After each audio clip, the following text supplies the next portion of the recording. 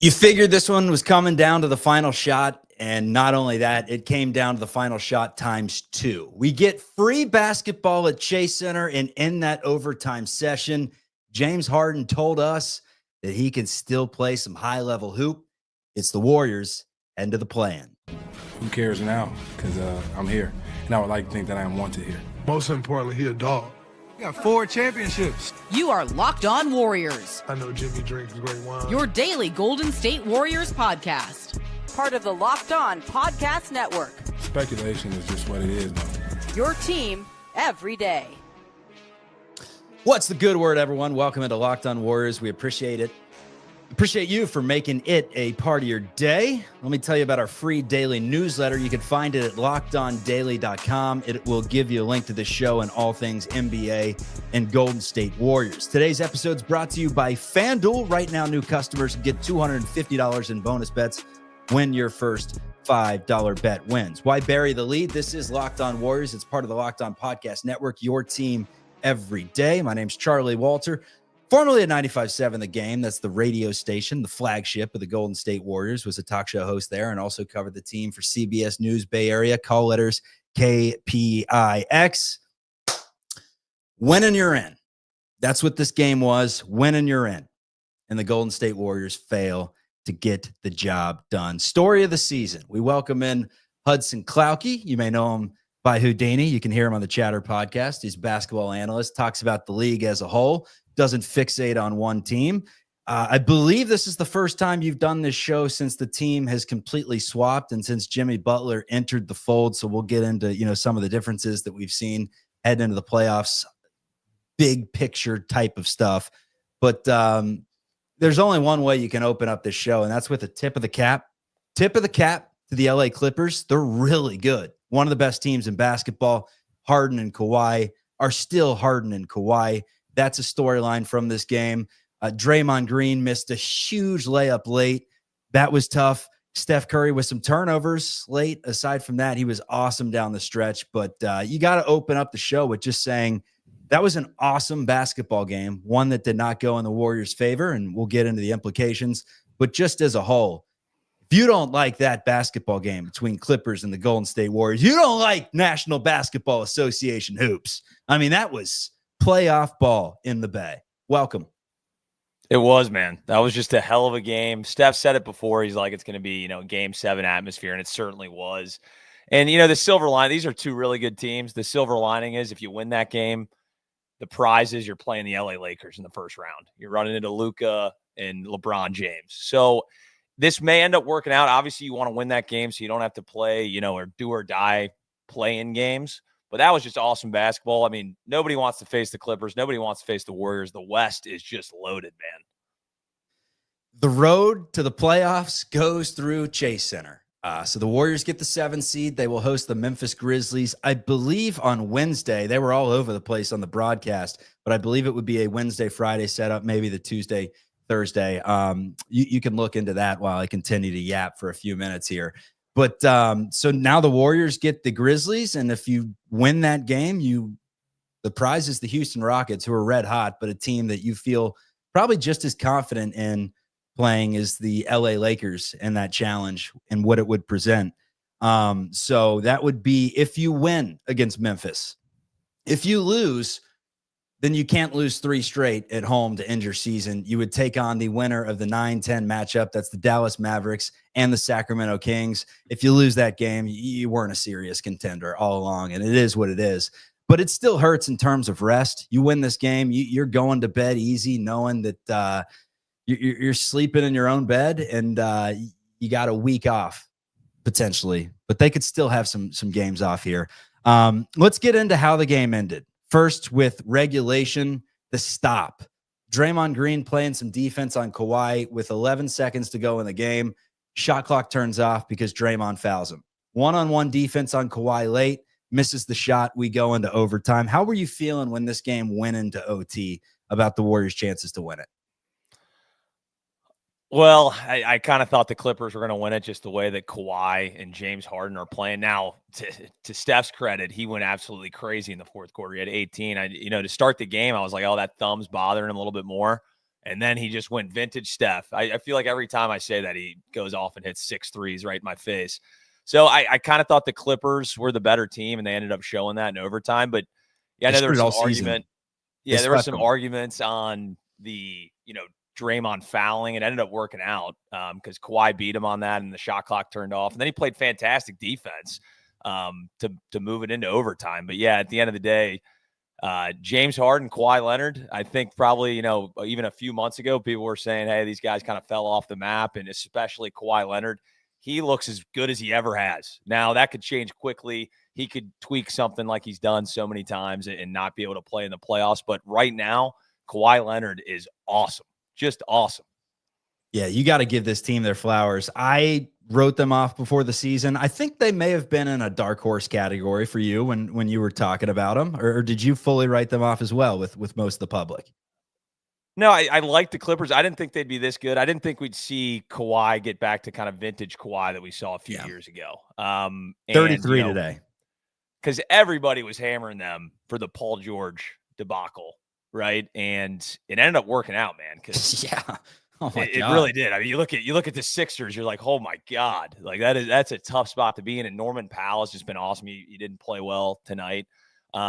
But yeah, the Clippers are dangerous, man. The Clippers are dangerous. You do not want to play them right now. I mean, give them their flowers, man. I thought James Harden was turning into a mid-30s Melo a couple of years ago. I thought his game was completely falling off, and we'd seen the last of him in big-time basketball games. Not the case. We'll see in the playoffs, Chuck. Yeah, he had 39 on 13 of 23, 5 of 8 from 3, got to the line, 33 for Kawhi. So they combined for 72 of their 124 points as they went at 124-19. For the Warriors, it was 36 for Curry. It was 30 for Jimmy Butler. Let's go back to the first quarter in the first half as a whole, where Jimmy Butler put on multiple stretches where it was playoff Jimmy-esque. You get him the basketball, he's gonna survey. When he has his opportunity, he's going to take it to the rim. And he crammed a few down, had some nice assists there, got to the free throw line. Jimmy Butler was awesome, and it was still not enough. And the way that I look at it, these are two very evenly matched teams, and they kind of ended every single way, every single game this season, these two teams this way. It was just with the Clippers having a little bit more in the tank. You're excited that you're not seeing them first round. What did you think about Moses Moody not getting defensive moments there in the second half with how he was playing Harden first half? Because Moody, to me, the slide in the feet, he's not the quickest laterally. He doesn't have the quickest first step. We know that. He can get beat off the dribble, but he was giving everyone some fits with his length. He looked like a young Tayshaun Prince out there, like the wacky inflatable tube waving guy with his hands everywhere, got into some passing lanes, took a few the other way. What'd you think about him not being in the game late as he played most of his minutes in the first 3 quarters? Yeah, I was a little surprised. He still had 30 minutes. Yeah, his on-ball defense, he stripped. Yeah, I think it was Norman Powell and James Harden. That you don't often see that at near half-court line, and he went back and dunked it. So he looked great in both of these defenses. I mean, that's where their bread and butter is, both top 10 as far as defensive efficiency in all of the NBA. And then you just, you saw the offense just be better than the defense, no matter what they were doing. But overall, I mean, Moses Moody, I thought he played great. And I know you were mentioning Jimmy Butler in the first half was kind of the go-to guy. They actually went on, it was a 23 run in Golden State's favor with Steph Curry on the bench. So you like what you see that, hey, you can ride Jimmy Butler. And we've seen that many, many times, especially in the playoffs. So that's something that probably we're going to try to utilize, or the Warriors are going to try to utilize moving forward, especially in these playing games. Because, I mean, look at the plus minus. Steph Curry was minus 16. That's pretty rare. I mean, you don't see that often. If Jimmy Butler wasn't there to save the day and be Robin, we're talking about a totally different game. They're probably not in this thing at all. So we mentioned the first shot that sent the game into OT. It was Kawhi missing. Then it was James Harden going off in OT. But the Warriors did have a chance with seconds to go. Side out, and they go with a skip pass to Buddy Hield, who has a decent looking 3. His feet weren't set, and it was Buddy Bricks. This kind of encapsulated the entire season as a whole for the Warriors. Just so close, but no cigar. They've been in so many clutch games, and granted, they've been a lot better during the Jimmy Butler phase. But we saw it against San Antonio. We see it again against the Clippers. Sure, this is this is playoff time where you only need to win, above 50% of your games, and you win a series. But it's hard to fully take the Warriors serious when they've done this so many times this season. They just kicked the game away, and they do it again today. What were your thoughts on Buddy Hield getting the call for the final 3-pointer? I thought that was interesting. I really did. I mean, I see what Kerr did. He was using Steph Curry as a decoy on that and getting Buddy Hield. He had a good look. He really did. He completely missed it. I mean, it wasn't even close. You want the ball in Steph Curry's hands in that situation, especially because he was 7 of 12 from 3. So you hope you can get the ball in his hands, but at the end of the day, it was a legitimate look from a fantastic 3-point shooter. But he's been on the bench sitting there cold for quite some time. So yeah, that was one thing. I think the biggest thing was Draymond missed that layup, just completely blew a layup relatively open. It wasn't the easiest layup of all time, but that's really what did it. I mean, they were down 2, and then the clock management at the end. I got some issues with Kerr's clock management there. I think they should have fouled much earlier and extended this game a little bit. But yeah, at the end of the day, didn't get it done. All right, let's talk some Jimmy Butler. He's injured in the game, was hobbling down the stretch. I thought it was interesting they didn't take him out. They were essentially playing 5-on-4. He was just kind of sitting in the corner. We'll get into that, and we'll break down the Memphis Grizzlies coming into Chase. Also, the Houston Rockets. That would be your prize if you could take down the Memphis Grizzlies. And if you got the Rockets with a little bit of rest, not a ton, but a little bit of rest, maybe that Sunday game, a little 7-2 series, I think you'd like your chances against the Houston Rockets, or at least your chances to compete. We'll break it down coming up on Locked On Warriors. Destroy Jimmy and Domino's. I know Jimmy drinks great wine. All right, today's episode is brought to you by our friends over at Prize Picks. Let me tell you about one of the best ways to win some money in the sporting world. It is through Prize Picks. Basketball and hockey playoffs are heating up. There's no better way to turn your sports knowledge into real rewards than with Prize Picks, the easiest and most exciting way to play daily fantasy. With Prize Picks, you simply pick more or less on at least 2 player projections, and you're in. You can even combine players across sports, basketball, hockey, baseball, and more for your chance to win up to 2,000 times your cash. Here's what I'm picking. I'm going to find Curry in that game against Memphis, and I'm going to say he backs up those 52 that he had. And then maybe I'll take an over in a hockey. I'll just pick out of a hat because I know nothing. Someone give me some Sharks knowledge. Taco Tuesday, that's a promotion, 20% off, even more value on your player projections. So download the app today and use code LOCKEDONNBA to get $50 instantly after you play your first $5 lineup. That is code LOCKEDONNBA to get $50 instantly after you play your first $5 lineup. Prize Picks, run your game. Today's episode is also brought to you by our friends over at WayFair. Let me tell you a little bit about WayFair.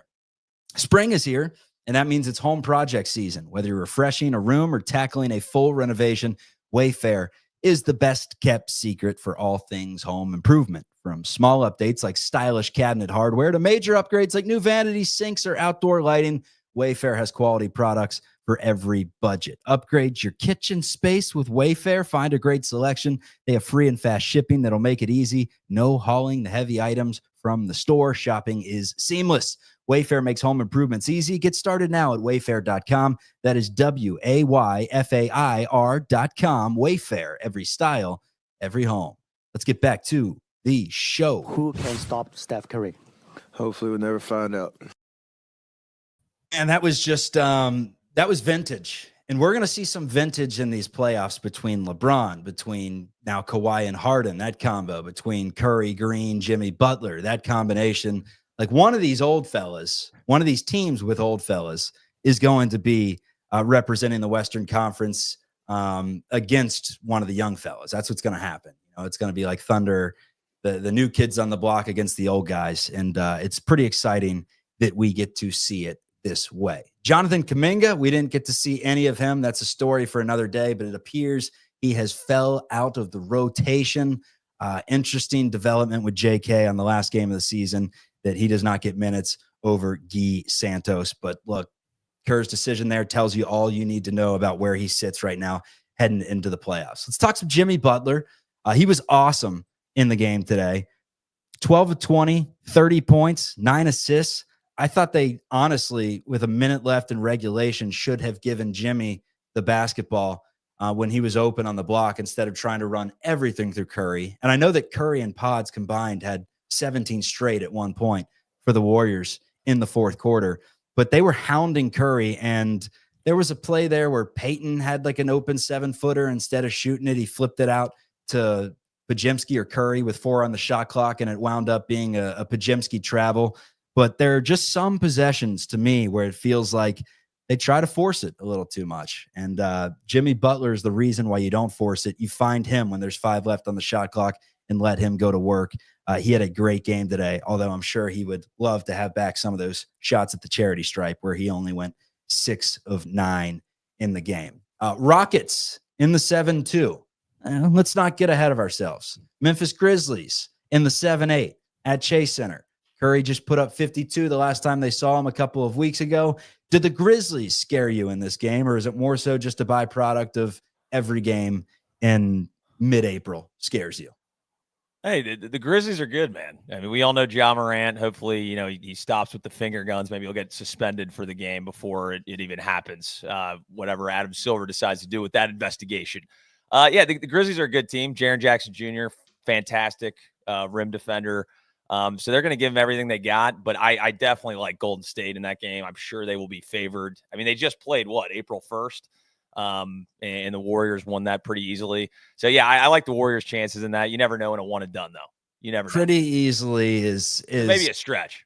It's a stretch. They covered. They I guess won pretty easily in the final 24 seconds of the game, but it took tip-ins, it took Moses Moody corner threes, and it took 52 from Steph Curry to win that game. But fair enough. Let's say you win that game. You lose it, you have to like your chances against Sacramento and Dallas. If you don't win that one, what are we even talking about here? Then it's where the hell do you go in the offseason? Because this team wasn't even close. But assuming you win one of those 2 games, it's the Thunder, it's the Rockets. I think the consensus is you would rather play the Houston Rockets if you are the Warriors.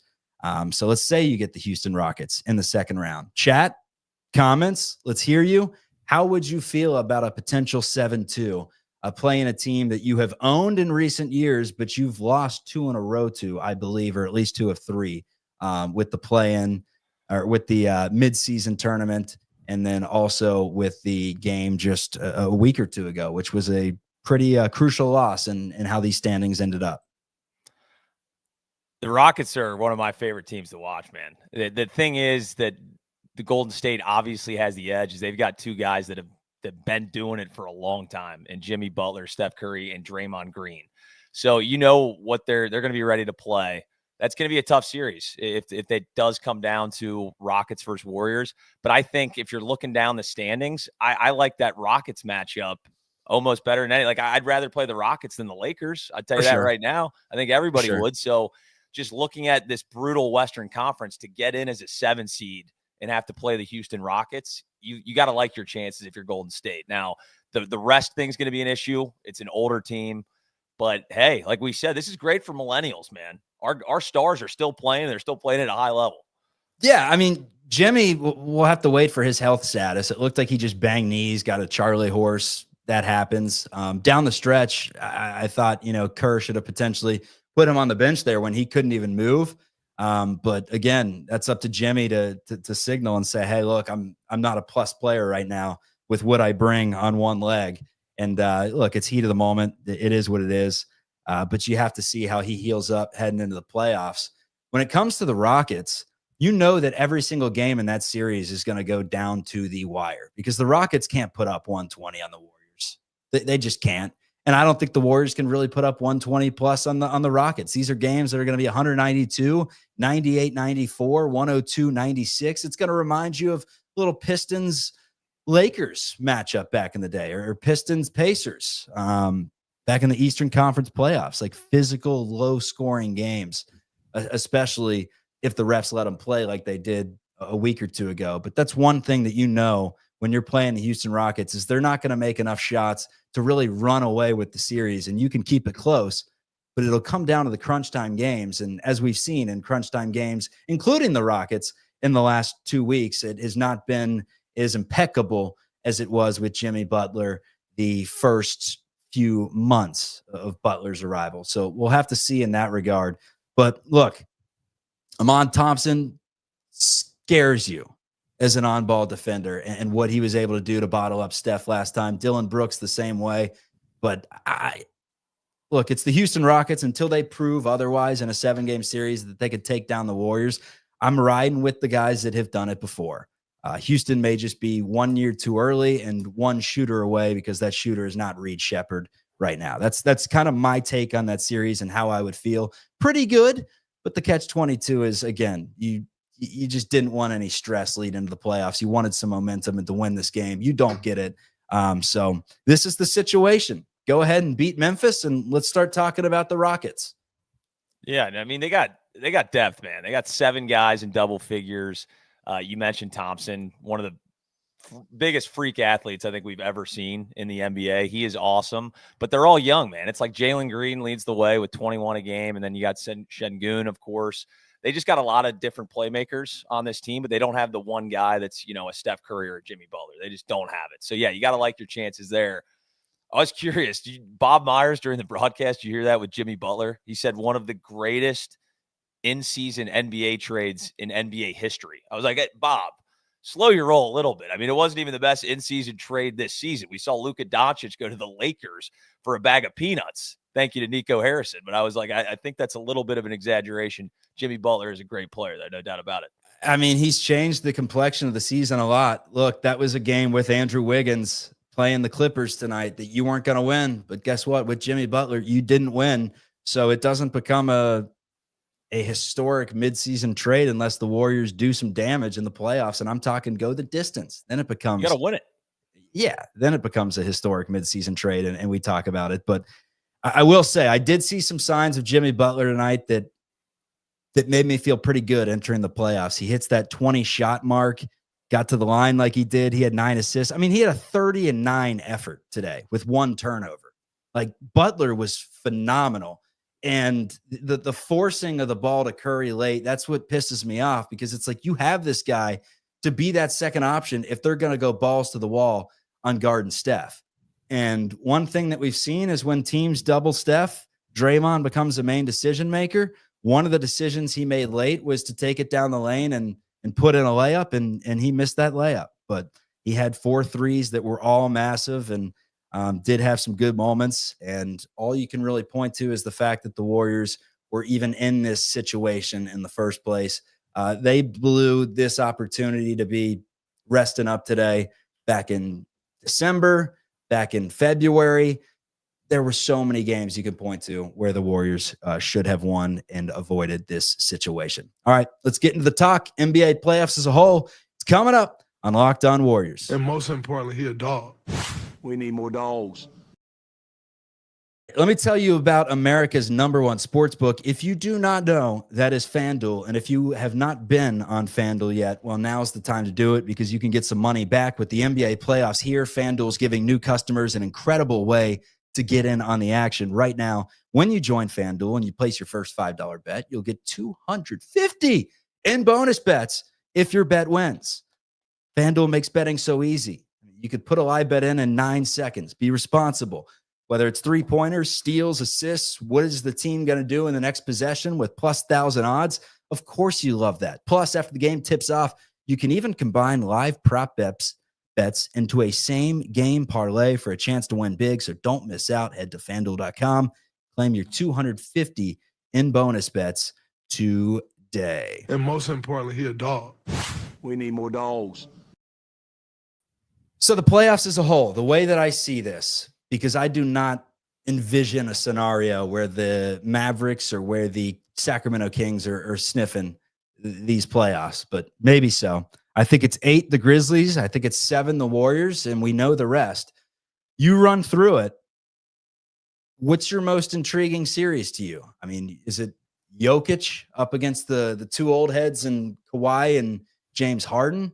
Is it the Lakers going up against Anthony Edwards and company? Is it the 1-8, which compared to past years, like the Memphis Grizzlies are a much better team than the stock answer of who's the play in 8 seed, which is usually like the Pelicans or something along those lines. Like, they could give them a little bit of a fight. I don't know if they can win the series, but anything stick out to you?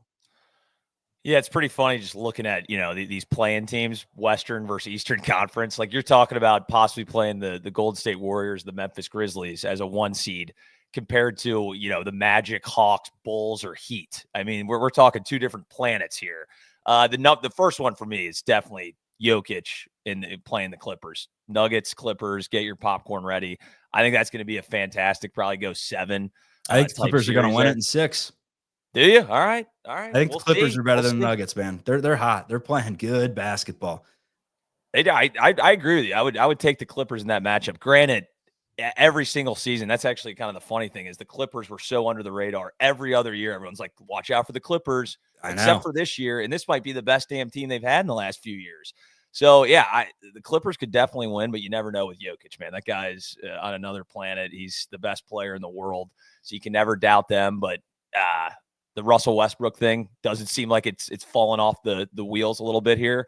So, yeah, I kind of like the Clippers there. And then, hey, Lakers and T-Wolves, that's a fun one. And then we'll see how these playing games match up as well. Man, Clippers are just such a brutal matchup for the Warriors. You love the fact that you are not seeing them in the opening round. You would hate to see them in the playoffs. I mean, at the regular season, where a 7-game series, they swept you. You couldn't take it the distance. 4-0. Clippers take them down. That's tough, man. That is tough. Zubac is just a Warriors killer. When you think of Warriors killers, you think of Zubac. I mean, 22 and 17.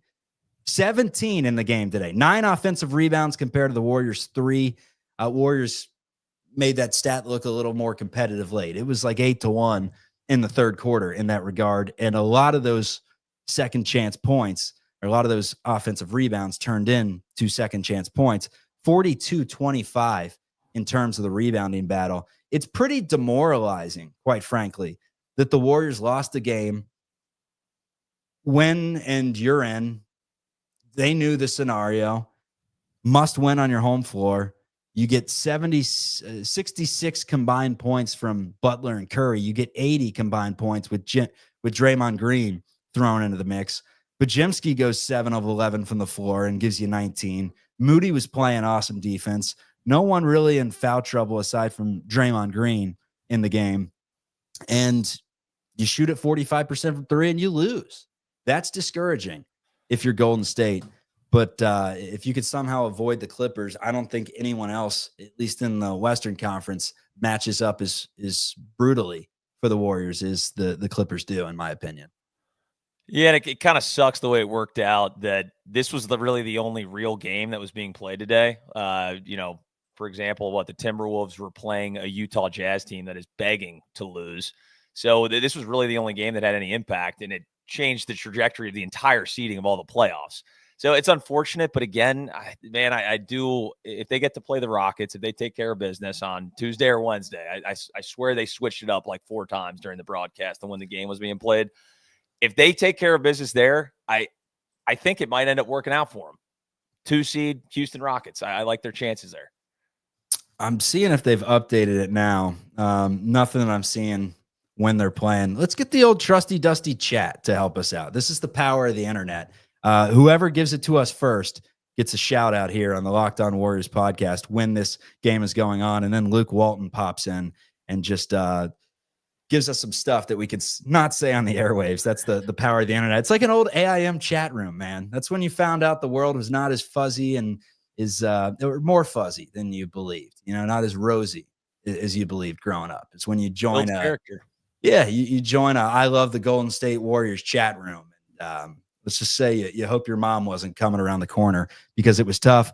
And of course, this is also the power of the internet. You see Philip coming in with Tuesday at 7:10, and then you see our guy Nunn coming in with Wednesday. So I'm going to trust Mac here. I'm going with the Who Wants to Be a Millionaire. We're asking the audience, and Mac seems like he knows what he's talking about. Tuesday for the 7 versus 8, Wednesday for the 9 versus 10. So the Warriors Tuesday against the Memphis Grizzlies. Jaren Jackson's a problem, folks. Ja Morant's a problem.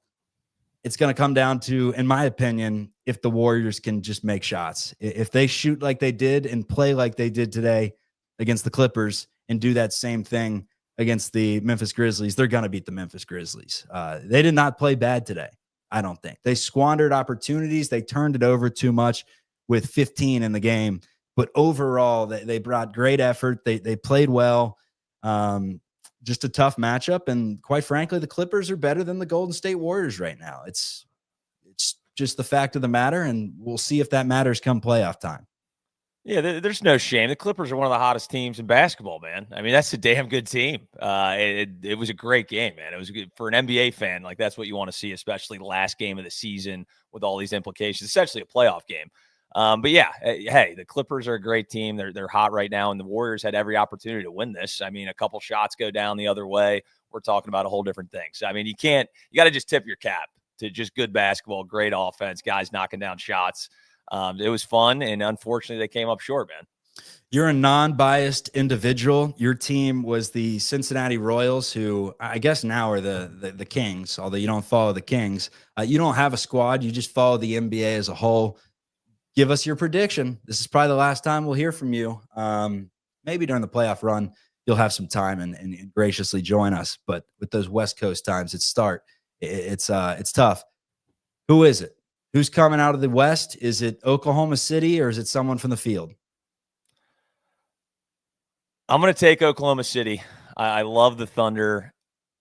Can they do it in the playoffs? Depending on how that whistle is with our guy, Shai Gilgeous-Alexander, are the refs going to change how merchant call him? Yes, the foul merchant himself. But I am going to go with the Thunder. I'm doing all chalk, basically. I'm going with the Celtics and Thunder. But you never know. The Lakers, I cannot count out the Lakers, man. LeBron James, I don't know what he's doing at 40 years old, but I need to get on that regimen immediately.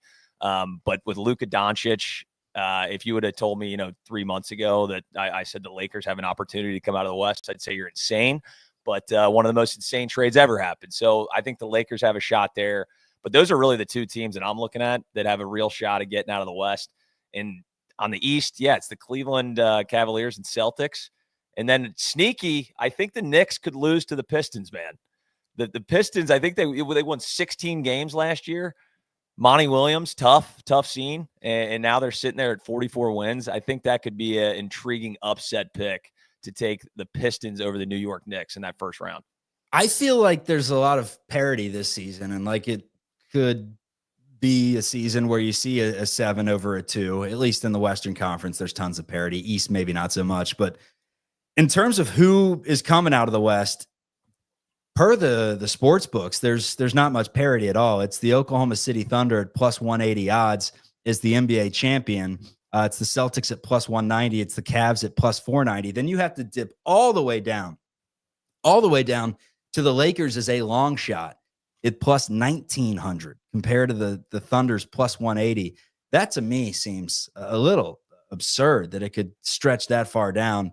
Thunder have been great. Do not get me wrong, but Thunder Lakers, give me that matchup. I'd love to see what happens. Warriors right behind the Lakers at plus 2,300. Then it's the Knicks. Then it's the Nuggets. Then it's the Timberwolves. Then it's the Clippers at plus 4,200. And they've been winning since Kawhi has returned. So don't understand that one. And the one that makes no sense is the Rockets at plus 7,500, all the way down below the Indiana Pacers. The 2 seed in the West is getting no love whatsoever. You give me Warriors